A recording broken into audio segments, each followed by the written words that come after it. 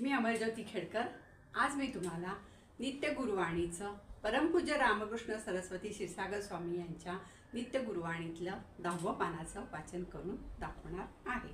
आता ह्या 10व्या पानात काय दिले सद्गुरूंनी की ज्या गोष्टी म्हणजे सत्पुरुषांना सर्वसामान्य माहीत असल्याच्या पलीकडचं माहीत असतं, म्हणजे ज्या वरच्या गोष्टी आपल्याला माहिती असतात त्याच्या पलीकडे जे जाऊन म्हणजे एका ह्याच्यामध्ये सद्गुरूंनी म्हटलेलं आहे की तुम्ही जेव्हा माझ्या समोर येता, म्हणजे जेव्हा सद्गुरू होते त्यावेळेला त्यांच्यासमोर आपण पहिल्यांदा गेलो आणि नमस्कार करायला वाकलो की त्यांना आपल्याकडे बघून आपल्या मागचे जितके जन्म झालेले आहेत त्या जन्माचं सगळं त्यांना दिसतं। म्हणजे आपल्याला काय भोग आहेत, काय आपल्या आयुष्यात चांगलं आहे, काय नाही, हे सगळं त्यांना समजतं। म्हणून ह्याच्यात म्हटलेलं आहे की सत्पुरुषांना म्हणते मी, गुरुना नाही म्हणत आहे, सत्पुरुषांना सर्वसामान्य लोकांना माहीत असलेल्याच्या पलीकडे सर्व त्यांना गोष्टी माहिती असतात। एका दृष्टिक्षेपात म्हणजे एक नजर टाकली की त्यांना आपला पूर्ण मागचं सगळं त्यांना दिसतं आणि समजतं।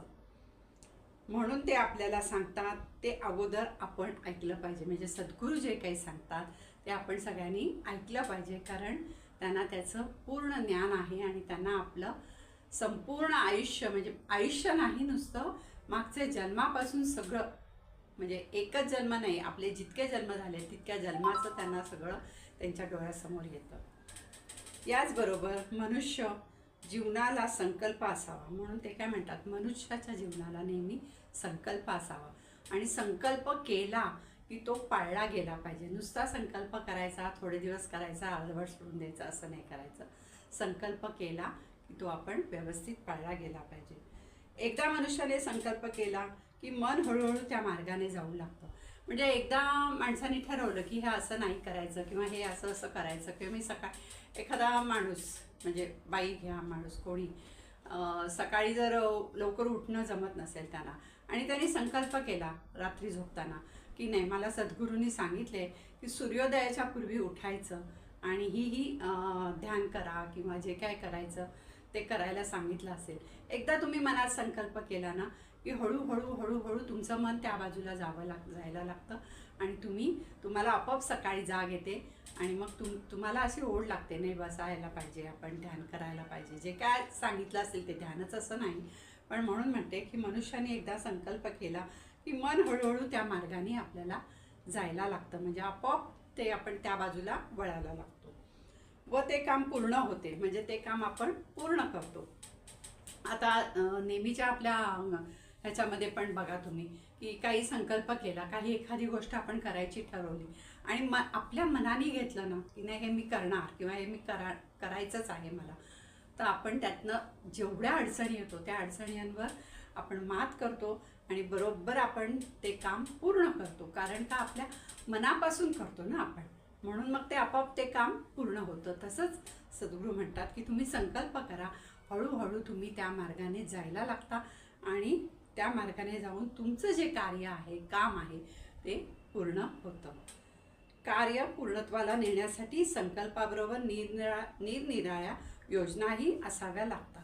म्हणजे नुसतं कार्य एखादं आपल्याला पूर्ण करायचं आहे तर संकल्प केला तर नुसता संकल्प करून पण चालत नाही, तर निरनिराळ्या योजना कराव्या लागतात आणि त्या पूर्णत्वाला न्याव्या लागतात। माझ्या गुरुनी मला जे धर्मकार्य सोपवले ते पूर्णत्वाला नेण्यासाठी मी निरनिराळ्या योजना केल्या। हे बघा, आता गुरुनी म्हणजे सद्गुरूंचे जे गुरु आहेत त्यांना जे दर्शन झालं त्यावेळेला त्यांच्यावर धर्माचं कार्य करण्याचं कार्य सोपवलं। मी मागच्या ह्याच्यात सांगितलं होतं की नगरला सद्गुरूंवर हे कार्य सोपवलेलं होतं की वेदविद्या शिकवायचे। म्हणजे पूर्वीच्या काळी जे ऋषीमुनी असायचे आणि जे वेद शिकायला जायचे मुलं तिकडे, तसं हे ह्या गुरूंवर म्हणजे सद्गुरूंवर हे कार्य देवाने सोपवलं होतं की वेदांचं कार्य तुम्ही पुढे न्यायचं। म्हणून तिथे मुलांची मुंज झाली की कुठच्या खूप खेडेगावातनं मुलं तिकडे येतात आणि त्यांना हे वेदविद्येचं ज्ञान दिलं जातं. म्हणजे नगरला जे दत्त मंदिर आहे तिथे हे ज्ञान दिलं जातं आणि हे सगळं कुठेही एकही पैसा न घेता करतात. त्यांची राहण्याची, खाण्याची आणि त्याच्या शिक्षणाची सगळी सोय तिकडे असते. ते अगदी तो मुलगा परिपक्व होऊन काहीतरी मला वाटते 11 का 12 वर्ष तिथे असतात आणि तिथून जेव्हा ते बाहेर पडतात मुलं, त्यावेळेला ती पूर्णत्वाला गेलेली असतात. म्हणजे त्यांचं ज्ञान हे पूर्ण झालेलं असतं. निरनिराळ्या योजना लागतात. माझ्या गुरूंनी मला जे धर्मकार्य सोपवले ते पूर्णत्वाला नेण्यासाठी मी निरनिराळ्या योजना केल्या. संपूर्ण जीवन त्यासाठी वाहून घेतले आणि मी संकल्प केला. म्हणजे संपूर्ण जीवन सद्गुरूंनी त्या कार्यासाठी वाहून घेतलं आणि त्यांनी संकल्प केला, कार्याचा ध्यास धरला व त्यामुळे हे कार्य पूर्णत्वाला नेऊ शकलो. परंतु ह्या संकल्पाबरोबरच मी माझ्या जीवनाचा मुख्य आधार माझे परमेश्वर, माझे गुरु म्हणजे सद्गुरूंचे म्हणजे आता हे आपण म्हणतो सद्गुरूंचे पण गुरु होते, परमेश्वर होते आणि सद्गुरूंचे गुरु होते नृसिंह सरस्वती, हे त्यांचे गुरु होते आणि त्यांच्या गुरूंनी त्यांच्यावर कार्य सोपवलं होतं आणि ते त्यांनी पूर्णत्वाला नेलं. त्यांना एकही क्षण ते विसरले नाहीत. म्हणजे आपल्या गुरूंवर आपली एवढी भक्ती पाहिजे की सतत खाता पिता उठता बसता काहीही झालं तरी आपल्या गुरूंचं स्मरण हे आपल्याला झालंच पाहिजे, विसरलं नाही पाहिजे. भगवंताबरोबर आपल्या सद्गुरूंचं पण आपल्याला स्मरण हे झालंच पाहिजे. म्हणून सद्गुरू म्हणतात की जे कार्य माझ्या गुरूंनी माझ्यावर सोपवलं ते कार्य पूर्णत्वाला मी नेईपर्यंत एका क्षणाचीही उसंत घेतली नाही. आणि आज खरोखर इथे आम्ही नगरला गेलो होतो तेव्हा एवढे तिकडे आहेत म्हणजे वेदविद्या शिकायला आलेली छोटी मुलं असतात. खूप छान प्रकारे तिकडे सगळं हे त्यांना ज्ञान दिलं जातं आणि तिथून जे बाहेर पडतात सगळं शिक्षण घेऊन त्यांच्या म्हणजे जे ते हे म्हणतात ना मंत्र, म्हणजे जे काही आता आपण करतो सत्यनारायणची पूजा घ्या किंवा लघुरुद्र घ्या, हे त्यावेळेला जे म्हणण्याचं ज्यांचं हे असतं म्हणजे कुठच्या शब्दावर किती जोर द्यायचा, घणघाती कुठे झालं पाहिजे हे बरोबर त्यांना शिकवलेलं असतं.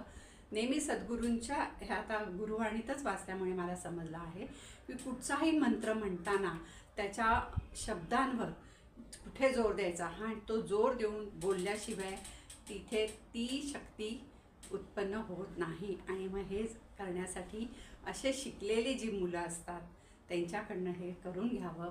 जे काय तुम्हाला घरात करायचं आहे, लघुरुद्र करायचं आहे, काही अगदी साधी सत्यनारायणची पूजा करायची झाली तरी पूर्ण शास्त्रशुद्ध पद्धतीने करून घ्यावी, तर त्याचं फळ तुम्हाला निश्चित मिळतं. श्री गुरुदेव दत्त. श्री रामकृष्ण गुरु माझे आई, मजला ठाव द्यावा पायी, दिगंबरा दिगंबरा श्रीपाद वल्लभ दिगंबरा.